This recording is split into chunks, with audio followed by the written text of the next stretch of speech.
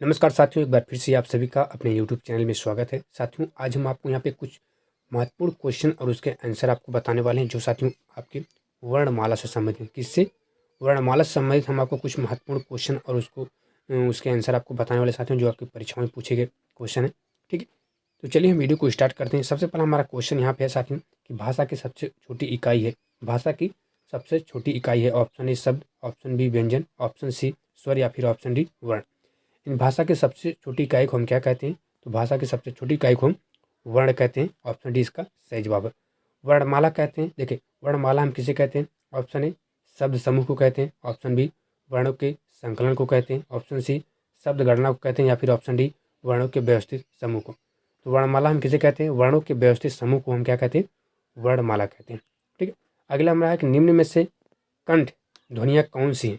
निम्न में से कंठ ध्वनियाँ कौन सी हैं? ऑप्शन ए का खा, ऑप्शन बी यारा, ऑप्शन सी चा जा, या फिर ऑप्शन डी टाटा। ठीक है, यहाँ पे आपको बताना है, कौन सा बताना है कि निम्न में से कंठ ध्वनियाँ कौन सी हैं, ये आपको बताना है। ठीक है, इसका सही जवाब है ऑप्शन ए। क्या है इसका सही जवाब? है ऑप्शन ए का खा। ये क्या है? एक कंठ की ध्वनियाँ है। अगला हमारा क्वेश्चन है कि स्थान के आधार पर बताइए कि मूर्धन्य व्यंजन कौन से हैं? स्थान के आधार पर बताइए कि मूर्धन्य व्यंजन कौन से हैं? ऑप्शन ए गा घा, ऑप्शन बी जा झा, ऑप्शन सी डा ढा, या फिर ऑप्शन डी पा फा। यानी स्थान के आधार पर बताइए कि मूर्धन्य व्यंजन कौन से हैं। ये आपके रेलवे में पूछा गया सवाल है। ठीक है, तो इसका सही जवाब है ऑप्शन सी डा ढा। ठीक है, निम्न में से अल्प प्राण वर्ण कौन से हैं? निम्न में से अल्प प्राण अल्पमान यानी निम्न में से अल्प प्राण वर्ण कौन से हैं, आपको ये बताना है। ऑप्शन ए झा झा, या फिर ऑप्शन बी का गा, या फिर ऑप्शन सी था धा, या फिर ऑप्शन डी फा भा। यानी निम्न में से अल्प प्राण कौन से? निम्न में से अल्प प्राण वर्ण कौन से हैं, ये आपको बताना है। ठीक है, तो इसका सही जवाब है ऑप्शन बी। क्या है? ऑप्शन बी का खा क्या है? ये अल्प प्राण वर्ण है। अगले हमारा क्वेश्चन है साथियों कि निम्नांकित में से बताइए कि नवीन विकसित ध्वनियाँ कौन सी हैं? निम्नांकित में से बताइए कि नवीन विकसित ध्वनियाँ कौन सी हैं?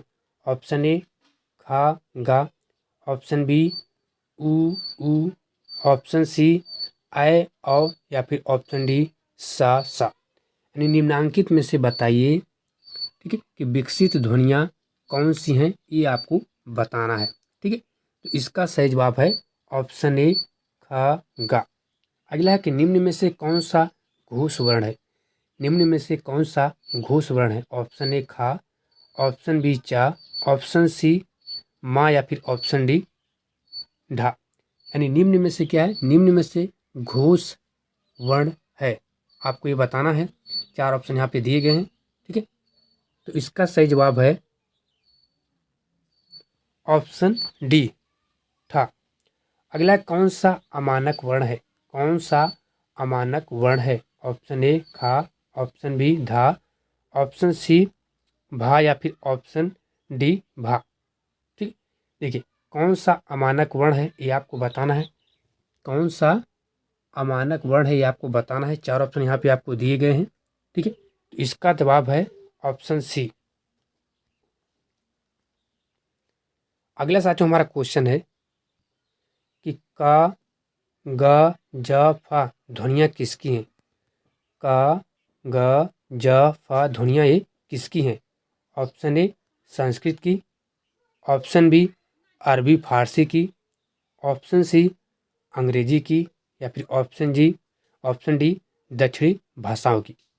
यानी आपको यही बताना है कि क ग ज फा ध्वनियाँ ये किसकी हैं।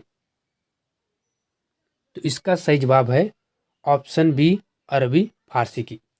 अगला कि हिंदी में मूलतः वर्णों की संख्या कितनी है? हिंदी में मूलतः वर्णों की संख्या कितनी है? Option A 50, option B 51, option C 52, या फिर ऑप्शन डी 53। क्या है? हिंदी में मूलतः वर्णों की संख्या कितनी है, ये आपको बताना है। तो इसका सही जवाब है ऑप्शन सी 52। अगला हमारा क्वेश्चन है छा ध्वनि किसके अंतर्गत आती है? छा ध्वनि किसके अंतर्गत आती है? ऑप्शन ए मूल स्वर के, ऑप्शन बी घोष वर्ण, ऑप्शन सी संयुक्त वर्ण, या फिर ऑप्शन डी तालव्य। यानी छा ध्वनियाँ किसके अंतर्गत आती हैं? तो इसका सही जवाब है संयुक्त वर्ण। क्या है? ऑप्शन सी क्या है इसका सही जवाब है। ठीक है।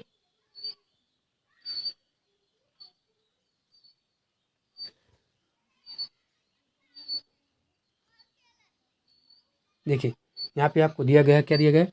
छा वर्ण किसके अंतर्गत हैं? क्या थे? जो आपका छा ध्वनिया किसके अंतर्गत आता है ये आपको बताना है।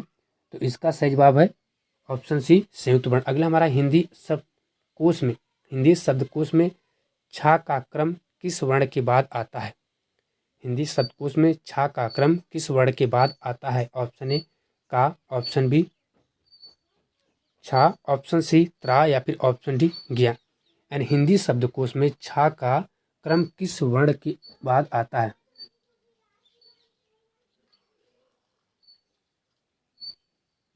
तो इसका सही जवाब है ऑप्शन ए।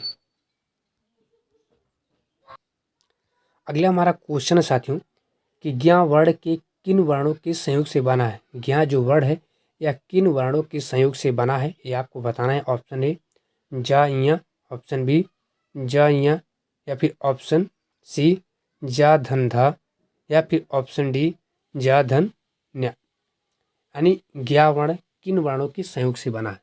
क्या है? ज्ञा वर्ण किन वर्णों के संयोग से बना है ये आपको बताना है। ठीक है। तो इसका सही जवाब है ऑप्शन बी ज धन इया। आघोष वर्ण कौन सा है? आघोष वर्ण कौन सा है? ऑप्शन ए आ, ऑप्शन बी जा, ऑप्शन सी हा, या फिर ऑप्शन डी सा। आघोष वर्ण कौन सा है? क्या है? आघोष वर्ण कौन सा है? इसका सही जवाब है ऑप्शन डी सा।